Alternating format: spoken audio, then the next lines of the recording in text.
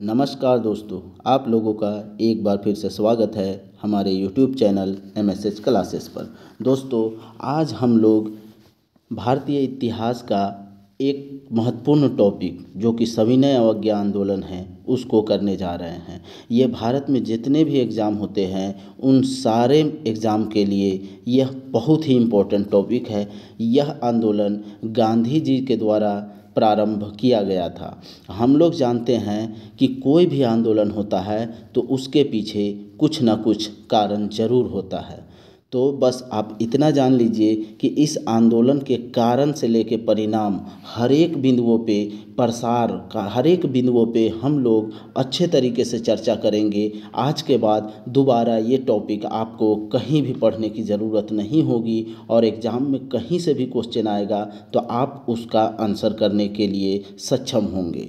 तो ये टॉपिक सिर्फ झारखंड ही के लिए नहीं, भारत में जितने भी एग्ज़ाम होते हैं, चाहे वह JPSC हो, BPSC हो, UPSC हो, UP PCS हो, ठीक है, MP PCS हो या फिर राजस्थान PCS हो या फिर सभी का जो SSC हो स्टेट लेवल का, उन सारे एग्ज़ाम में यहाँ से प्रश्न पूछे जाते हैं। तो चलिए हम लोग इस आंदोलन का जो टाइम पीरियड है वह है 1930 से लेके 34 तक। तो इस आंदोलन के कारण देखेंगे, प्रसार देखेंगे, परिणाम देखेंगे, क्या क्या घटना होती है, उन सब के बारे में सिस्टमेटिक ढंग से अध्ययन करेंगे। तो चलिए इस आंदोलन के कारण के बारे में सर्वप्रथम हम लोग चर्चा करते हैं। सविनय अवज्ञा आंदोलन के कारण क्या है? तो सविनय अवज्ञा आंदोलन का तत्कालीन वायसराय, सविनय अवज्ञा आंदोलन जब शुरू होता है तो उस समय भारत का जो वायसराय होता है तो कौन होता है? तो लॉर्ड इरविन उस समय भारत का वायसराय रहता है। ठीक है, वायसराय, गवर्नर जनरल, गवर्नर, ये सब के बारे में मैं पहले भी आप लोगों को बता चुका हूँ। इसके बारे में एक सेपरेट टॉपिक बना के जो भी कन्फ्यूजन होता है उसको मैं 1-2 क्लास के बाद आप लोगों का दूर कर दूँगा। ठीक है, क्योंकि यहाँ से भी प्रश्न रहते हैं और बहुत सारे स्टूडेंट को यहाँ पे कन्फ्यूजन होता है कि आखिर कौन है गवर्नर, कौन है गवर्नर जनरल, कौन है अंतिम है, कौन प्रथम है, कौन वायसराय प्रथम है, कौन वायसराय अंतिम है। इस तरह से क्वेश्चन पूछा जाता है और यहाँ पे स्टूडेंट को ज़बरदस्त रूप से कन्फ्यूजन होता है। तो इस सारे कन्फ्यूजन को आप MSH क्लासेस के साथ बने रहें, गारंटी देते हैं ये कन्फ्यूजन को चुटकी में सॉल्व कर दिया जाएगा। तो चलिए यहाँ पे तत्कालीन वायसराय जो है, जब सविनय अवज्ञा आंदोलन शुरू होता है तो उस समय कौन रहता है? तो लॉर्ड इरविन रहता है। तो लॉर्ड इरविन के समक्ष गांधी जी ने 11 सूत्री मांग पत्र की सूची प्रस्तुत की। देखिए कितना सूत्री, 11 सूत्री मांग जो है वायसराय, जो तत्कालीन वायसराय उस समय लॉर्ड इरविन था, उसके समक्ष गांधी जी ने प्रस्तुत किया, जिसे इरविन ने नकार दिया। इरविन उस मांग पत्र को क्या करता है? सिरे से खारिज कर देता है, नकार देता है, अस्वीकृति दे देता है। फलस्वरूप सविनय अवज्ञा आंदोलन शुरू करना ही एकमात्र रास्ता कांग्रेस के पास बचता है। अब जब वह मांग पत्र को अस्वीकार कर दिया जाता है तब अब कांग्रेस के पास एकमात्र विकल्प जो है वह आंदोलन के रूप में बचता है। और वह कौन सा आंदोलन शुरू करता है? तो सविनय अवज्ञा आंदोलन शुरू करता है। आपसे क्वेश्चन पूछा जाएगा कि सविनय अवज्ञा आंदोलन किसके नेतृत्व में शुरू हुआ? तो महात्मा गांधी के नेतृत्व में शुरू हुआ। और यह महात्मा गांधी को सविनय अवज्ञा आंदोलन का नेतृत्व करने की जिम्मेदारी कौन दिया? तो वह कौन संस्था है? तो कांग्रेस दिया। ठीक है दोस्तों, चलिए अब वह 11 सूत्री प्रमुख मांगे क्या क्या थी उसके बारे में हम लोग देख लेते हैं और इसी के कारण सविनय अवज्ञा आंदोलन शुरू होता है। तो पहला मांग क्या था कि सेना खर्च व सिविल सेवा के वेतनों में 50% की कमी की जाए। अब देखिए सेना का खर्च, क्योंकि सेना जो था वह ब्रिटेन के फ़ायदे के लिए लड़ता था। ठीक है, ब्रिटेन के फ़ायदे के लिए था। साथ ही साथ सिविल सेवा में जो भी भर्ती होते थे वे अधिकतर कहाँ के होते थे? ब्रिटेन के होते थे। तो इसमें जो वेतन उन लोगों को दिया जाता था, वेतन अच्छा खासा दिया जाता था, तो उसमें भारतीयों की मांग थी कि उसका वेतन को 50% कम कर दिया जाए। दूसरा दूसरा मांग क्या था?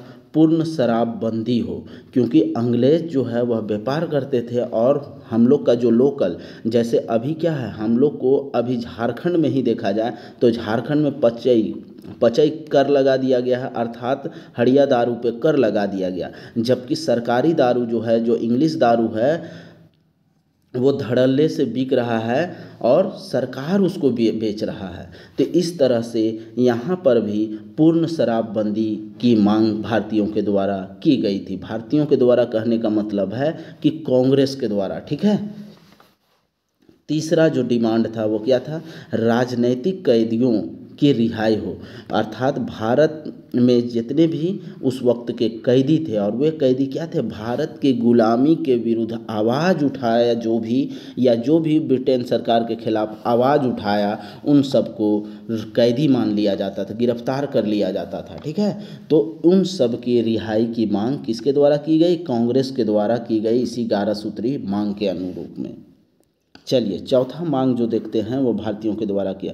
भारतीयों को अपनी आत्मरक्षा के लिए हथियार रखने का लाइसेंस दिया जाए, अर्थात अंग्रेज़ों के शोषणपूर्ण नीति में भारतीयों ने एक डिमांड रखा। क्या डिमांड रखना? अपनी आत्मरक्षा, अर्थात अपनी सुरक्षा के लिए, अपनी सुरक्षा के लिए अपने पास हथियार का लाइसेंस हम लोग को भी दिया जाए। लेकिन भारतीयों को उस वक्त लाइसेंस ना के बराबर मिलता था, इसलिए यह मांग रखा गया था, जिसे लॉर्ड इरविन ने खारिज कर दिया। नेक्स्ट डिमांड देखते हैं 5 नंबर, लगान में 50% की कटौती की जाए। अब देखिए, शोषणपूर्ण नीति जो अंग्रेज़ों का था, उसमें भारतीयों को पूरी तरह से शोषित तबका बना दिया गया था, अर्थात उनकी उपज का आधा से अधिक हिस्सा अंग्रेज ले लेते थे, ठीक है। और वह किसके माध्यम से लेते थे? जमींदार के माध्यम से लेते थे। तो इस पे क्या हुआ? कांग्रेस के द्वारा लगान में 50% की कटौती का प्रस्ताव रखा गया, जिसे लॉर्ड इरविन ने खारिज कर दिया। नेक्स्ट पॉइंट देखते हैं, नमक कर को समाप्त किया जाए। जो नमक पे कर लगा दिया था अंग्रेज सरकार ने, उससे कर मुक्त करने का डिमांड भारतीयों के द्वारा, अर्थात कांग्रेस के द्वारा किया गया था।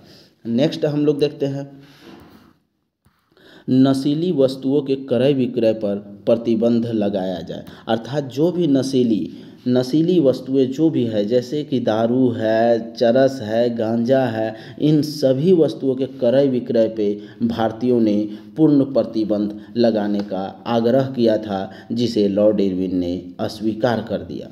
नेक्स्ट देखते हैं, रुपये का विनिमय दर 1 शिलिंग 4 पेंस के बराबर किया जाए, ठीक है। जो रुपये का विनिमय दर था, जो रुपये का विनिमय दर अर्थात एक्सचेंज रेट, उसे 1 शिलिंग 4 पेंस के बराबर करने का आग्रह किया था, डिमांड रखा था अंग्रेज़ों के समक्ष भारतीय राष्ट्रीय कांग्रेस ने, जिसे लॉर्ड इरविन ने खारिज कर दिया। अब इन सारे डिमांड जो भारतीयों के संरक्षण में था, इस सारे डिमांड जब लॉर्ड इरविन ने खारिज कर दिया, अर्थात भारतीयों की मांग पूरा नहीं होती है, तो कांग्रेस ने महात्मा गांधी के नेतृत्व में सविनय अवज्ञा आंदोलन प्रारंभ करता है। तो ये सब कारण था। चलिए आगे हम लोग देखते हैं, उपरोक्त मांगों से उत्पन्न गतिरोध के कारण ही फरवरी 1930 ईस्वी में, कब? फरवरी में, याद रखना है, फरवरी 1930 ईस्वी में साबरमती आश्रम में हुई कांग्रेस कार्यकारिणी की दूसरी बैठक में महात्मा गांधी को सविनय अवज्ञा आंदोलन शुरू करने की जिम्मेदारी सौंपी गई। कब सौंपी गई? फरवरी 1930 में सौंपी गई, ठीक है दोस्तों, याद रखना है। और यह कहाँ की कार्यकारिणी बैठक में? तो साबरमती आश्रम, जो कि गुजरात में है, तो गुजरात में साबरमती आश्रम में कांग्रेस कार्यकारिणी की कईवीं बैठक में? तो दूसरी बैठक में जो सविनय अवज्ञा आंदोलन शुरू करने की जिम्मेदारी किसको सौंपी गई? तो गांधी जी को सौंपी गई, ठीक है, याद रखना है आप लोगों को। चलिए, इसे द्वितीय नागरिक अवज्ञा आंदोलन भी कहा जाता है। सविनय अवज्ञा आंदोलन का एक दूसरा नाम है द्वितीय नागरिक अवज्ञा आंदोलन, ठीक है। चलिए नेक्स्ट हम लोग देखते हैं, सविनय अवज्ञा आंदोलन 3 चरणों में संपन्न हुई, ठीक है। सविनय अवज्ञा आंदोलन कितने चरण में होती है? तो 3 चरण में, प्रथम चरण, द्वितीय चरण और तृतीय चरण, ठीक है। तो प्रथम चरण कब से कब तक होती है, द्वितीय चरण कब से कब तक होती है और तृतीय चरण कब से कब तक होती है, इसके बारे में देखते हैं। तो प्रथम चरण कब से होती है, तो 6 अप्रैल 1930 से लेके 5 मार्च 1931 तक होती है सविनय अवज्ञा आंदोलन का प्रथम चरण। दूसरा चरण जो है वह जनवरी 1932 से लेके 1933 तक होती है, ठीक है। और तीसरा जो चरण है वह 1934 में होती है। चलिए अब पहले चरण के बारे में हम लोग बात करते हैं, ठीक है। 12 मार्च 1930 को गांधी जी ने प्रसिद्ध दांडी मार्च के साथ ही दूसरा नागरिक अवज्ञा आंदोलन प्रारंभ किया, ठीक है। किस मार्च के तहत, तो दांडी मार्च में ही नमक कानून को भंग किया गया था। तो यही नमक कानून को जो भंग किया है वही सविनय अवज्ञा आंदोलन के रूप में उजागर होता है, ठीक है। तो यह 12 मार्च 1930 ईस्वी को गांधी जी के प्रसिद्ध दांडी मार्च के साथ ही दूसरा जो नागरिक अवज्ञा आंदोलन है उसकी शुरुआत होती है। चलिए नेक्स्ट हम लोग देखते हैं नेक्स्ट पॉइंट। 12 मार्च 1930 को गांधी जी अपने 78 चुने हुए सत्याग्रहियों के साथ साबरमती आश्रम से दांडी तक की यात्रा 24 दिन में की, ठीक है। कितने दिन में की, तो याद रखना है 24 दिन में। कितने साथियों के साथ, 78 साथियों के साथ। कब, तो 12 मार्च 1930 को। अब कितने मील की वह दूरी थी, तो 241 मील की। कहीं कहीं पे 42 मिलेगा लेकिन 41 कंफर्म है, ठीक है। और यह किलोमीटर में कितना था, तो 375 किलोमीटर की करके दांडी तट पर नमक बनाकर इस आंदोलन का श्री गणेश किया अर्थात शुरुआत किया, ठीक है। अब यहाँ पे देखिए 4-5 क्वेश्चन यहाँ पे बनता है कि दांडी मार्च कब शुरू होता है, तो 12 मार्च 1930 को शुरू होता है। कितने सहयोगियों के साथ गांधी जी इस मार्च को शुरू करते हैं, तो 78 सहयोगियों के साथ। कितने दिन की यात्रा करते हैं, तो 24 दिन की यात्रा करते हैं। कितने मील की यात्रा करते हैं, तो 241 मील की यात्रा करते हैं, ठीक है। तो इस सब करने के साथ ही इस आंदोलन की शुरुआत होती है। नेक्स्ट पॉइंट देखते हैं। गांधी जी ने सविनय अवज्ञा आंदोलन में निम्न कारणों से नमक का चयन किया।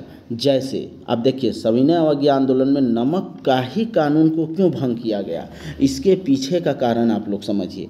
क्योंकि नमक एक ऐसा उपभोग की वस्तु है, चाहे वह अमीर हो या गरीब हो, सभी के घर में नमक रहता ही है। नमक के बिना कोई भी खाना नहीं खा सकता।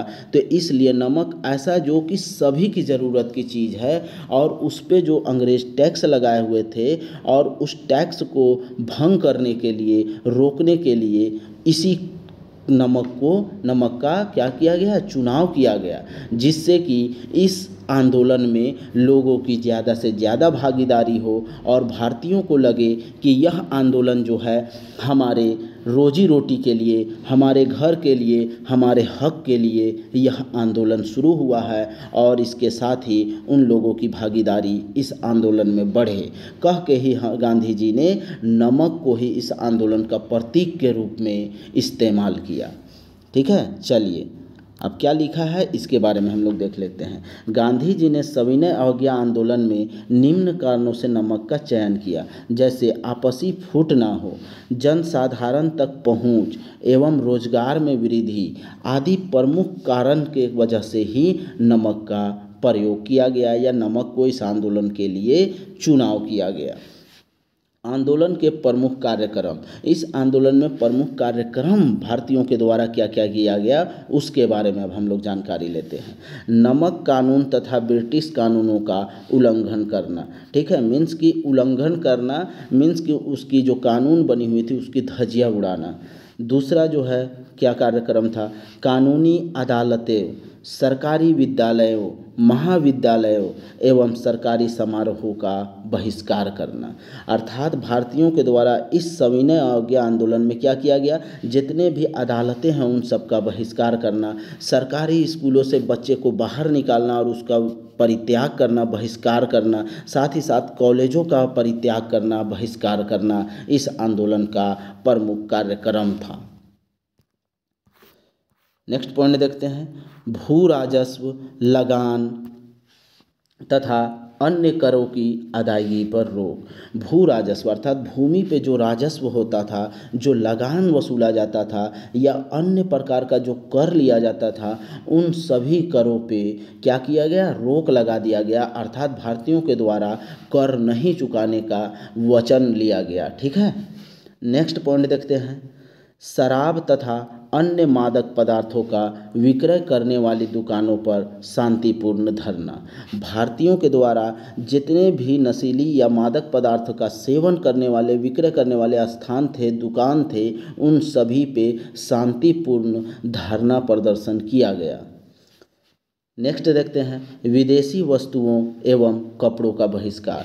कॉलेज, स्कूल, कॉलेज, अदालत, इन सब का तो बहिष्कार किया ही गया, साथ ही साथ जितने भी विदेशी कपड़ा था उन सब का भी बहिष्कार किया गया। सरकारी नौकरियों से त्याग पत्र दिया गया। सविनय अवज्ञा आंदोलन में जितने भी लोग सरकारी कर्मचारी पे आसीन थे, पद पे आसीन थे, उन लोगों ने अपनी अपनी नौकरियां तक त्याग दी। तो इस तरह से यह आंदोलन लोगों के दिल में जच बस चुका था कि वे लोग अपने नौकरी तक को दांव पे लगाना उचित समझे थे।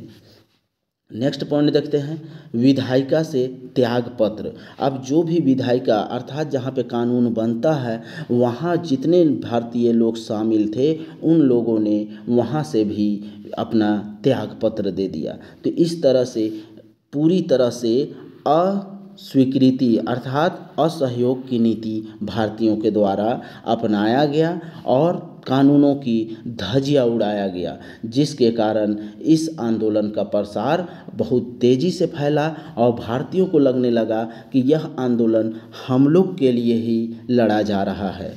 अब चलिए हम लोग देखते हैं कि इसका क्षेत्रीय प्रसार कहाँ कहाँ होता है, क्योंकि यहाँ से प्रश्न पूछा जाता है। क्षेत्रीय प्रसार कहाँ कहाँ होता है, तो सबसे पहले गुजरात में देखते हैं। ठीक है, तो गुजरात में गांधी जी ने स्वयं नेतृत्व किया, परंतु उनकी गिरफ्तारी के बाद सरोजनी नायडू, ठीक है, सरोजनी नायडू, मनीलाल गांधी, गांधी जी का मनीलाल गांधी कौन था, तो गांधी जी का पुत्र, एवं इमाम साहब ने की। ठीक है, इमाम साहब कौन था, साउथ अफ्रीका में किसका दोस्त था, साउथ अफ्रीका में इसका गांधी जी का दोस्त था इमाम साहब। और इन्हीं के कहने पे साउथ अफ्रीका में केस लड़ने के लिए गांधी जी साउथ अफ्रीका गए थे और वह तुरंत केस लड़ के आने वाले थे, लेकिन उसी में वह बहुत ज़्यादा लगभग 15 से प्लस साल का गुजारा कर दिए। कहाँ पे, साउथ अफ्रीका में। तो इन लोगों के द्वारा जब गांधी जी को गिरफ्तार किया जाता है तो इस आंदोलन का नेतृत्व किया जाता है। चलिए नेक्स्ट पॉइंट देखते हैं, गुजरात में ही इस आंदोलन का आंखों देखा वर्णन। अब देखिए, जो ये आंदोलन होता है सविनय अवज्ञा आंदोलन, तो इस आंदोलन का गुजरात में आंखों देखा वर्णन किसके द्वारा किया जाता है, तो अमेरिकी पत्रकार जो है वेब मिलर, ठीक है, याद रखिएगा वेब मिलर, ये यूपीएससी में 2-3 बार ये प्रश्न पूछा जा चुका है कि सविनय अवज्ञा आंदोलन में जो गुजरात में जो चीज़ भी हो रहा था, जो घटना हो रही थी, उसका आंखों देखा प्रदर्शन किसके द्वारा किया गया था, तो वेब मिलर के द्वारा किया गया था। इस आंदोलन के दौरान सूरत में बच्चों ने तिरंगा कपड़ा पहना था। अब देखिए, सूरत जो है, सूरत में बच्चों ने तिरंगा का कपड़ा बनाया और उसे ही पहना था और विरोध प्रदर्शन किया था। नेक्स्ट हम लोग देखते हैं तमिलनाडु। तमिलनाडु में सविनय अवज्ञा आंदोलन का नेतृत्व कौन करता है, तो चक्रवर्ती राजगोपालाचारी ने तिरुचिनापल्ली से वेदारण्यम की यात्रा करके तंजौर तट पर नमक कानून को तोड़ा था। तो यह दोनों क्वेश्चन पूछता है, ठीक है, कौन तट पे, तो तंजौर तट पे नमक कानून को तोड़ा था। तंजौर तट कहाँ स्थित है, तो तमिलनाडु के तट पे स्थित है, ठीक है, तमिलनाडु में स्थित है।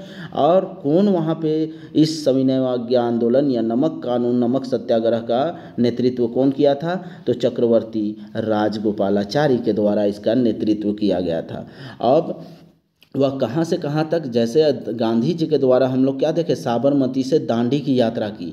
अब यहाँ पे क्या है, तमिलनाडु में कौन यात्रा की, तो तिरुचिनापल्ली से वेदारण्यम तक की यात्रा किसके द्वारा किया जाता है? चक्रवर्ती राजगोपालाचारी के द्वारा। और यह यात्रा करके तंजौर के तट पे नमक को बना के नमक कानून को तोड़ा गया, तमिलनाडु में, याद रखना है, ठीक है। चलिए नेक्स्ट देखते हैं असम में। असम में क्या होता है? तो असम में कनिंघम सर्कुलर जो छात्रों और उनके अभिभावकों के व्यवहार का प्रमाण पत्र था के विरोध में आंदोलन चलाया गया। अब देखिए ये कनिंघम था, कनिंघम सर्कुलर क्या था, इसको समझना आपको ज़रूरी है। तो कनिंघम सर्कुलर एक ऐसा आदेश पत्र था, मीन्स कि अगर कोई, देखिए यहाँ पे कोई स्कूल था, यहाँ पे कोई स्कूल था, सरकारी स्कूल। अब यहाँ पे जो बच्चे पढ़ रहे हैं, ये बच्चा है, ये बच्चा है, ये बच्चा, अगर इस बच्चे का कोई भी अभिभावक कोई भी भारतीय आंदोलन में अगर शामिल होता है तो उसे, इस बच्चे को उस स्कूल से निकाल दिया जाता था, ठीक है। मीन्स कि उस बच्चे को विद्रोही मान लिया जाता था। यह अंग्रेज़ों की नीति थी। तो इसी सर्कुलर जो क्या था, कनिंघम सर्कुलर, तो इसी के विरुद्ध में क्या किया गया, आंदोलन चलाया गया। अर्थात यह आंदोलन इसलिए चलाया गया क्योंकि लोगों को लगता था कि ठीक है, बच्चे को तो पढ़ा ही रहे थे, साथ ही साथ अपने हक की लड़ाई के लिए आंदोलन में शामिल हो रहे थे, तो इससे लगता था कि उन लोगों को सरकार हम लोग को पूरी तरह से दबा रहा है और हम लोग को अपने हक के लिए आवाज़ उठाने से रोक रहा है और हम लोग को गुलामों की तरह व्यवहार किया जा रहा है। इस वजह से इस सर्कुलर का विरोध किया गया, ठीक है। कहाँ पे? असम में, याद रखना है। चलिए नेक्स्ट हम लोग देखते हैं आंध्र प्रदेश में। यहाँ टोटा नरसैया नायडू, ठीक है। आंध्र प्रदेश में कौन? तो टोटा नरसैया नायडू और डुग्गीराला गोपाल कृष्णाचा आदि ने नेतृत्व किया। तो कौन कौन किया? टोटा नरसैया नायडू, डुग्गीराला और गोपाल कृष्णचा आदि ने आंध्र प्रदेश में सविनय अवज्ञा आंदोलन का नेतृत्व करते हैं। नेक्स्ट देखते हैं हम लोग उड़ीसा में। तो उड़ीसा में यहाँ गोपचंद्र बंधु चौधरी ने नेतृत्व किया, ठीक है। गोपचंद्र बंधु चौधरी के द्वारा उड़ीसा में नेतृत्व किया गया। पश्चिमोत्तर प्रांत, अर्थात पश्चिम और उत्तर का जो प्रांत था वहाँ की बात हो रही है, ठीक है। क्योंकि पहले, अभी देखिए भारत का अगर हम लोग नक्शा बनाएंगे तो भारत का नक्शा ये हुआ,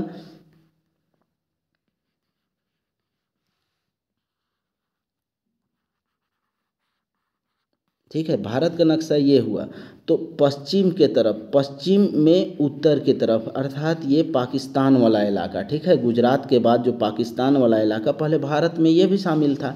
तो इस क्षेत्र पे, ये पश्चिमोत्तर प्रांत पे सविनय अवज्ञा आंदोलन का नेतृत्व किसके द्वारा किया जाता है? तो खान अब्दुल गफ्फार खान एवं चंद्र सिंह गढ़वाली ने नेतृत्व किया।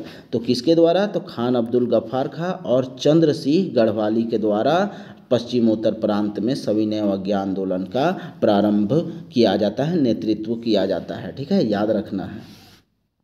चलिए कालीकट तट, कालीकट हम लोग जानते हैं कि बहुत ही फेमस है। क्यों फेमस है ये कमेंट सेक्शन में आप लोग बताइएगा। तो यहाँ से पी कृष्ण पिल्लई ने नेतृत्व किया, याद रखना है, सिर्फ नाम याद रखना है। पी कृष्ण पिल्लई ने नेतृत्व करता है सविनय अवज्ञा आंदोलन का। अब हम लोग देखते हैं पूर्वी भारत।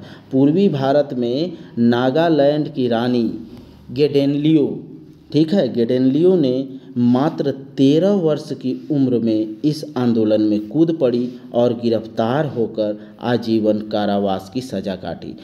तो बहुत बार पूछा जाता है नागालैंड की रानी जो है वह किस आंदोलन में भाग लेती है? तो सविनय अवज्ञा आंदोलन में भाग लेती है। कितने वर्ष की उम्र में? मात्र 13 वर्ष की उम्र में लेती है। और उस रानी का नाम क्या था? तो गेडेनलियो था, ठीक है, गेडेनलियो था इस रानी का नाम। और इस आंदोलन के चलते ही उसे आजीवन कारावास का सज़ा भी काटना पड़ता है। चलिए नेक्स्ट देखते हैं कि कुछ महत्वपूर्ण तथ्य, इस आंदोलन से संबंधित कुछ महत्वपूर्ण तथ्य क्या क्या हैं उसके बारे में हम लोग जानकारी लेते हैं। इस आंदोलन के दौरान बच्चों के लिए वानर सेना और बच्चियों के लिए मंजरी सेना का गठन किया गया था। आपसे डायरेक्ट क्वेश्चन पूछेगा किस आंदोलन में वानर सेना के रूप में बच्चों की भर्ती की गई थी, तो आपको आंसर देना है सविनय अवज्ञा आंदोलन के लिए। और बच्चियों के लिए कौन सा सेना बनाया गया था, तो मंजरी सेना। ठीक है, इसी तरह आपको बताना है कि भारत में भी, झारखंड में भी एक सेना बनाया था वानर सेना, वह किस आंदोलन में बना था, आप लोग कमेंट सेक्शन में बताइएगा। चलिए नेक्स्ट हम लोग देखते हैं नेक्स्ट पॉइंट, इस आंदोलन के दौरान कुछ हिंसक घटनाएं भी हुई, साथ ही साथ समानांतर सरकार की स्थापना भी की गई। अब देखिए यह समानांतर सरकार कहने का अर्थ क्या होता है, पहले उसको समझिए कि समानांतर सरकार, मान लीजिए ये इलाका है, ये ब्रिटिश इतने में अधिकार कर लिया है और इसी में कुछ भारतीय राज्य जो है, तो यहाँ पे जिस तरह से अंग्रेज़ों का कानून चल रहा है उससे पूरी तरह से अपने आप को अलग थलग करके भारतीयों के द्वारा पूरी तरह से कानून लागू करके अपने अनुरूप यहाँ का सब कुछ चलाना, उसी को समानांतर सरकार कहते हैं। एक तरफ अंग्रेज़ों की कानून चल रही है और दूसरी तरफ भारतीयों की कानून चल रही है। तो सविनय अवज्ञा आंदोलन के साथ साथ हम लोग आगे देखेंगे कि यह आंदोलन समानांतर सरकार वाली जो घटना है यह ज़बरदस्त रूप से किस आंदोलन में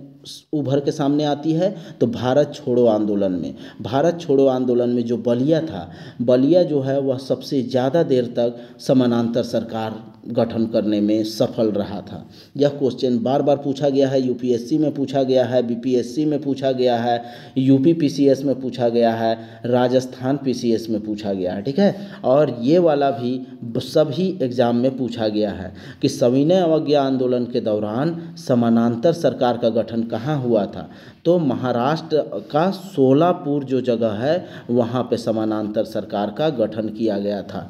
तो यहाँ पे याद रखना है महाराष्ट्र का जो सोलापुर है वह सविनय अवज्ञा आंदोलन में समानांतर सरकार का गठन किया गया था, ना कि 1942 के भारत छोड़ो आंदोलन में। ठीक है, इसको एकदम याद रखिएगा, गांठ बांध लीजिए, ये इम्पोर्टेंट क्वेश्चन है। चलिए नेक्स्ट पॉइंट देखते हैं।